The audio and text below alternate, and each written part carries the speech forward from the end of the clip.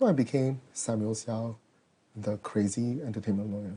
So people would say, he's not an entertainment lawyer, he's an entertaining lawyer. What I want basically to say is that I'm more than what people say I am. Singapore, a society as a whole, they're still not totally accepting of people like me who has a criminal past. If there's one thing you could change about the past, what would it be?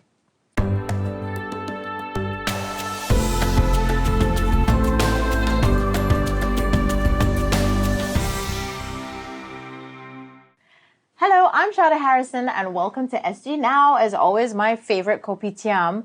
But today we're going to talk about something that has really gained traction in the last few years, especially with the pandemic, social restrictions and lockdowns. We're going to be talking about mental health issues. It's a topic that I'm very passionate about.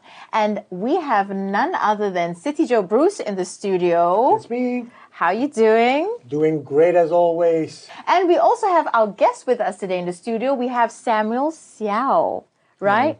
Tell us a bit about what you're doing now. I'm still running my artist management business, so I manage a lot of people. At the same time, I do some consulting on the side. So Bruce and Samuel had a little chat, so we're going to find out a little bit more about what they've discussed. Enjoy. Living in Singapore can be pretty stressful. And in the past 2 years, a lot of attention was on mental health and well-being. Today, I'm going to speak to someone who went through a dark period where his mental health crumbled. Hello, my name is Samuel Seow, and I'm an entrepreneur. Samuel, can you tell us more about the dark period of your life? I think it started about 5 years ago when I got a call from a friend, and this was quite late in the night. I just came home from an event about 10 something, and I got a call, and the call said, "Oh, did you read the papers?" And I went, No. Actually, it said, "Are you okay?" And I said, "Yeah, why?" Then he said, "Did you read the newspapers?" And I went, "No." And then I went to read the newspapers. So what are the challenges that you faced during that period? Many challenges. I think as a result of that whole incident, I lost my business, one of my businesses. I lost a lot of friends. The hardest thing to grapple with was not to lose faith, not to lose hope. So during that dark period, what has helped you the most? I think faith was important, so I went to church almost every day. On a more practical basis, my family was always around.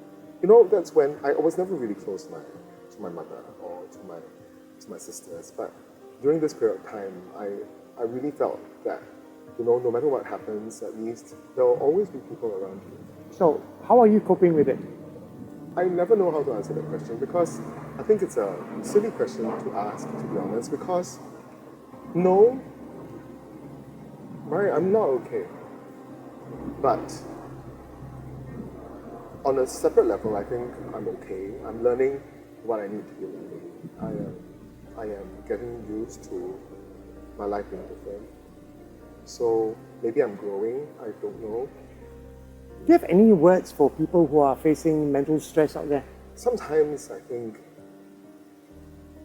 you never know what is mental illness, and you never know what is normal, because what is normal?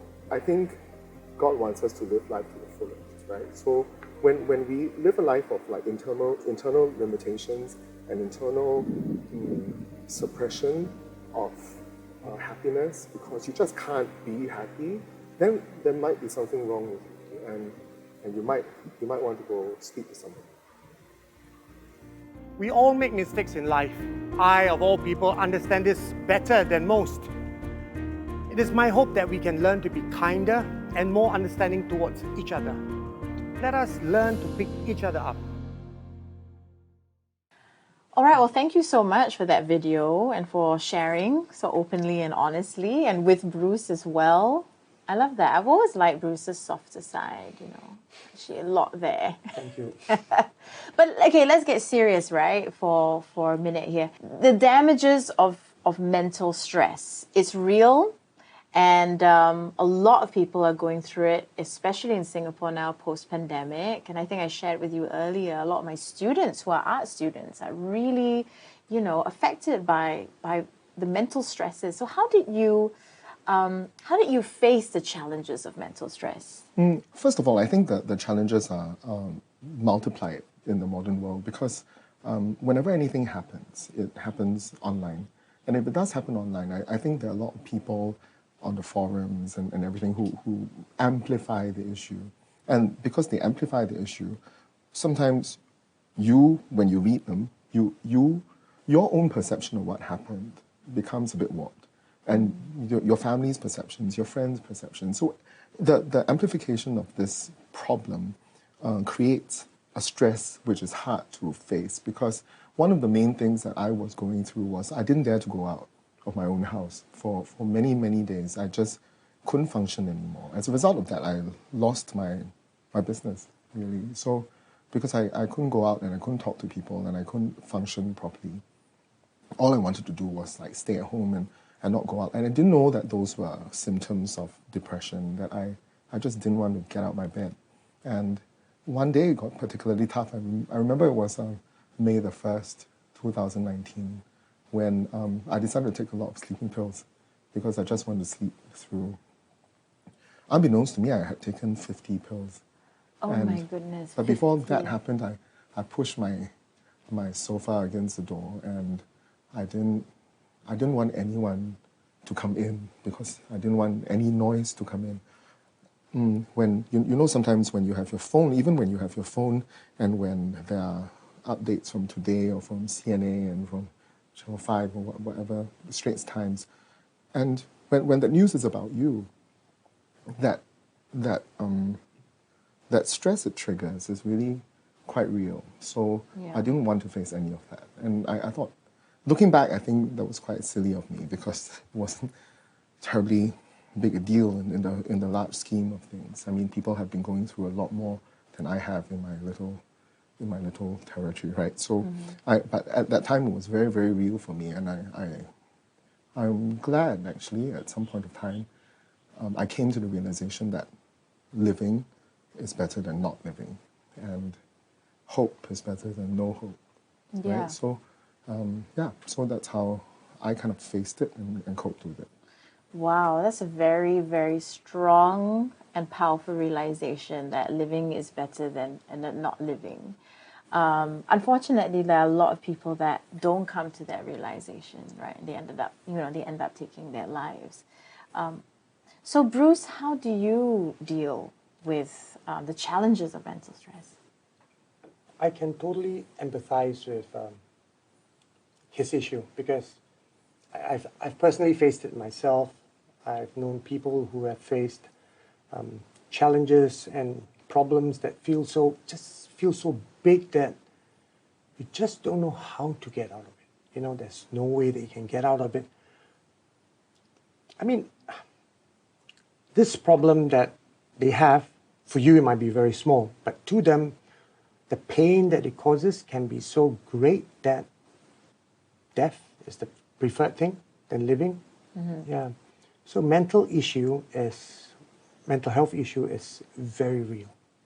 And living in today's modern society with all the stress and stresses that are just about everywhere, I'm glad that the government is putting focus on this.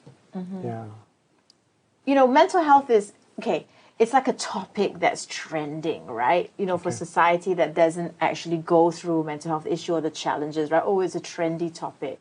But actually, it's very, very real. And I question whether we're living in a very forgiving, understanding society. Here's my main question, right?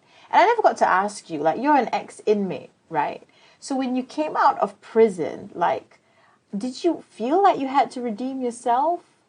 I've been in prison a few times. I guess there was once in the early 2000s, I felt that I had to do something. There was just too many wrongs that I did in my life. I had to redeem myself and chase the lost time that I've wasted. Chase after all those years.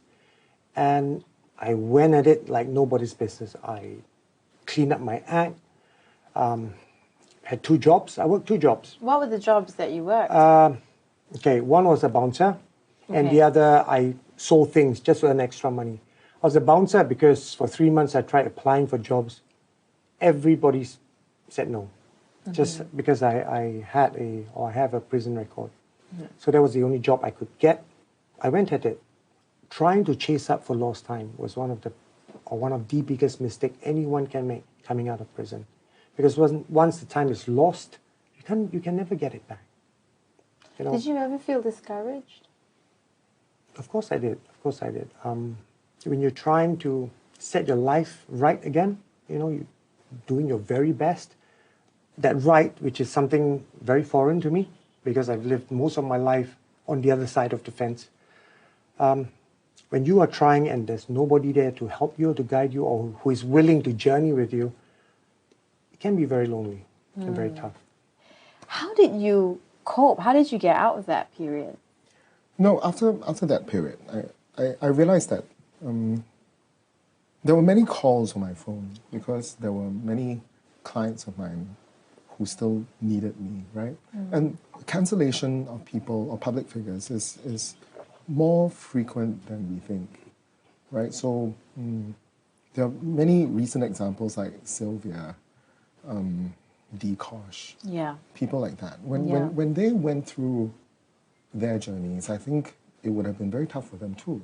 And if anyone says anything positive about them, then those people will be cancelled too. So as a result of that, I think the crowd that makes the most noise, however minority they may be, because they make so much noise, everyone is afraid of them, right? So no one dares to speak anything against them.